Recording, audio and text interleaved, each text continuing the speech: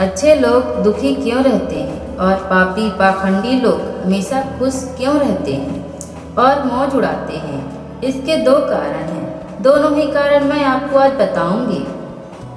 एक नगर में खूबसूरत स्त्री रहती थी। उसकी दो छोटी छोटी बेटियां थीं। जवानी में ही उसका पति गुजर गया था, जिससे वह काफ़ी परेशान रहती थी। उसे उन दोनों बेटियों को पालने में बहुत कष्ट हो रहा था।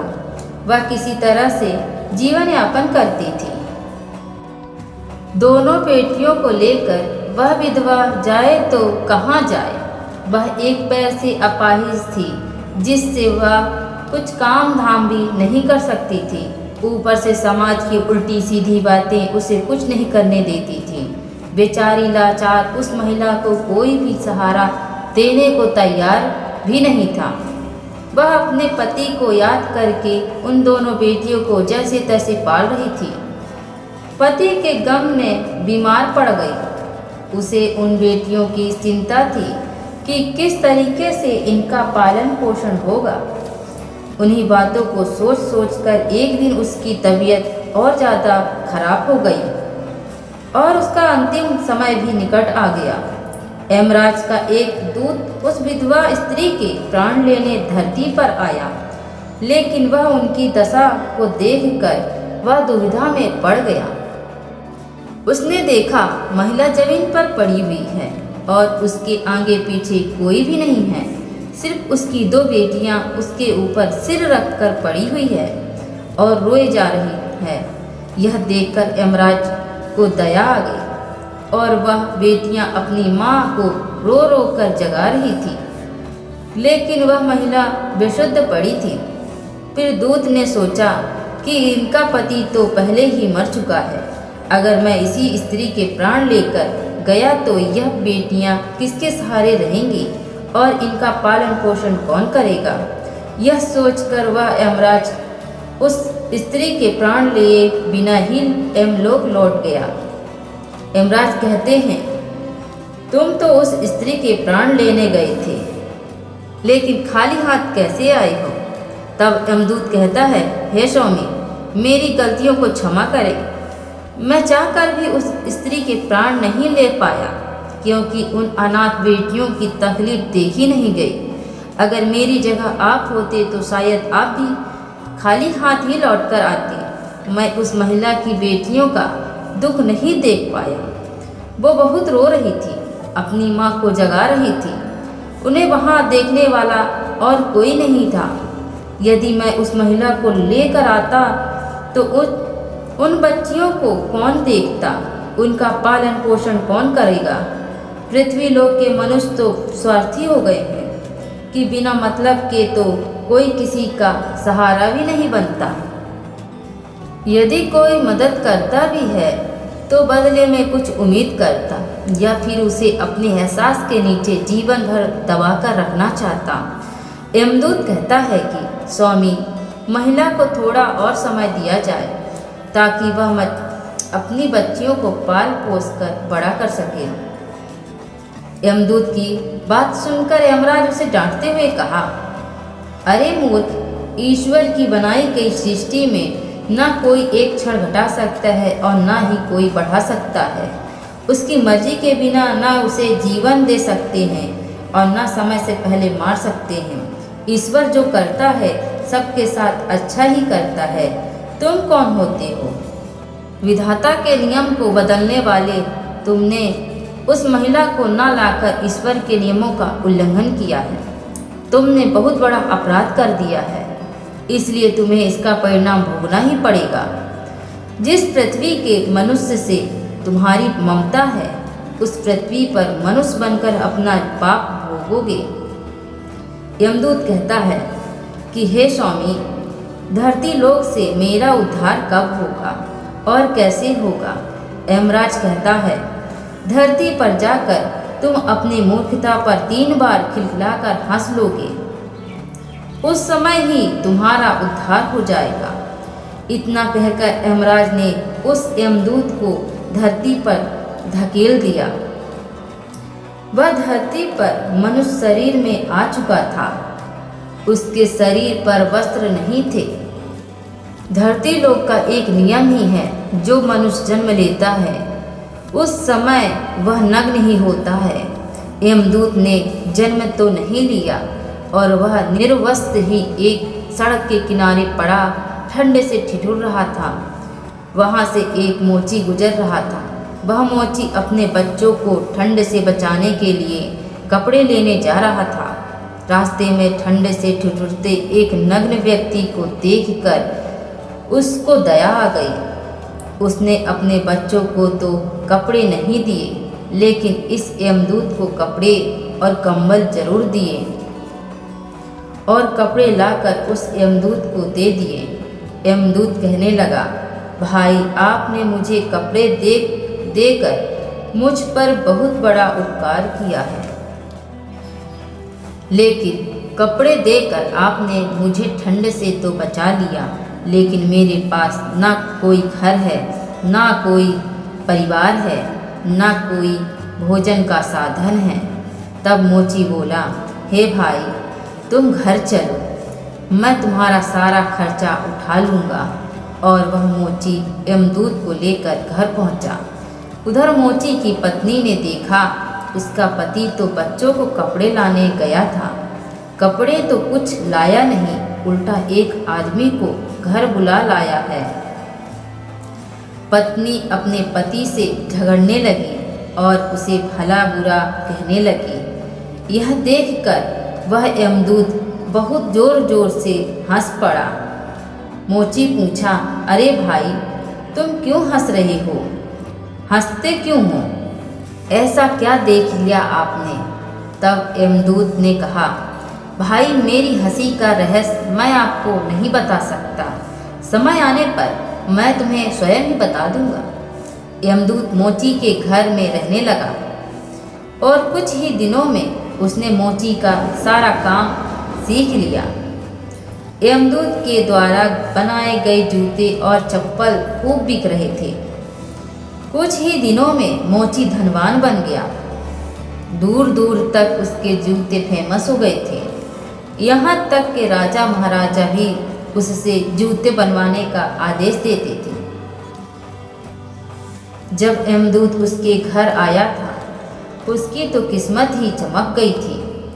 धन की कोई भी कमी नहीं है। धन की कोई भी कमी नहीं रही। सब कुछ अच्छा चलने लगा। एक दिन की बात है, राजा का एक सैनिक चमड़ा लेकर उस मोची के पास आया और बोला, देखो, हमारे महाराज इसी चमड़े का बने जूते पहनना चाहते हैं।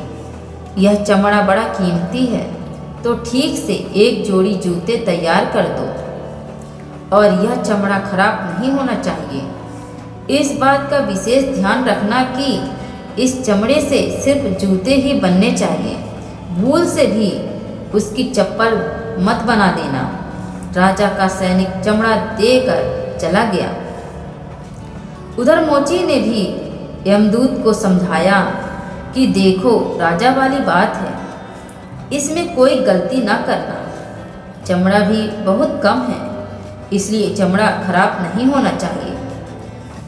जूते बनाने के लिए कह गया है तो जूते ही बनाना है। गलती से ही यदि चप्पल बना दी तो जटिल से भी जटिल सजा देगा।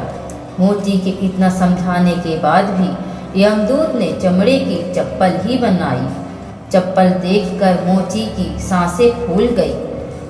वह यमदूत को डांटने लगा, यहाँ तक कि डंडा लेकर उसे मारने के लिए दौड़ा। कहने लगा, अरे मूर्ख, तुझे बार बार समझाया था कि जूते ही बनाना, लेकिन तूने चप्पल बना दी। अब राजा हमें छोड़ेगा नहीं, तू भी मरेगा और साथ में मैं भी मारा जाऊंगा। वह हमारे पूरे घर को फांसी लगवा देगा। मोची को अत्यंत दुखी देखकर यमदूत एकदम से खिलखिलाकर हंसने लगा। मोची बोला, अरे मूर्ख आदमी, काम बिगाड़ कर अब हंस रहा है। वो देखो, जूते लेने राजा का सैनिक आ गया और बोला, हे मोची भाई, कल जो मैं चमड़ा दे कर गया था उसके जूते मत बनाना, चप्पल बना देना, क्योंकि राजा साहब का देहांत हो गया है और यहाँ की प्रथा है कि मरने वाले व्यक्ति को चमड़े की चप्पल पहनाकर अर्थी पर लिटाया जाता है। दूसरे दिन एक बुढ़िया के साथ 2 लड़कियां मोची की दुकान पर आई थी। उनकी शादी होने वाली थी और वे दोनों अपने लिए जूते की नाप देने आई थी। यमदूत ने दोनों लड़कियों को पहचान लिया कि ये दोनों वही लड़कियां हैं जिनकी मां को न ले जाने के कारण आज मैं अपने किए की सजा भोग रहा हूँ। और ये लड़कियां काफ़ी बड़ी हो गई हैं, लगता है अच्छे घर में पली बड़ी मालूम पड़ रही है। बुढ़िया कहती है, हाँ बेटा, बचपन में इनकी माँ चल बसी, इसलिए इनको मैंने अपने पास रख लिया। मेरे पास करोड़ों की दौलत है और दुर्भाग्य से मेरा कोई नहीं है, तो इनको मैंने अपने पास रख लिया। मैंने इनको पढ़ाया लिखाया और अब इनके बहुत अच्छे खानदान में इनका विवाह करने जा रही हूँ। लड़कियों का भाग्य देखकर यमदूत सोचता है, परमात्मा जो करता है अच्छा ही करता है। अगर इस समय इनकी माँ नहीं मरती तो आज ये भुखमरी और दरिद्रता में ही पड़ी रहती। इसकी माँ के मरने के बाद आज दोनों लड़कियाँ बहुत बड़े घराने की बहू बनने जा रही हैं और इस बुढ़िया की करोड़ों की संपत्ति की मालकिन भी बन चुकी है।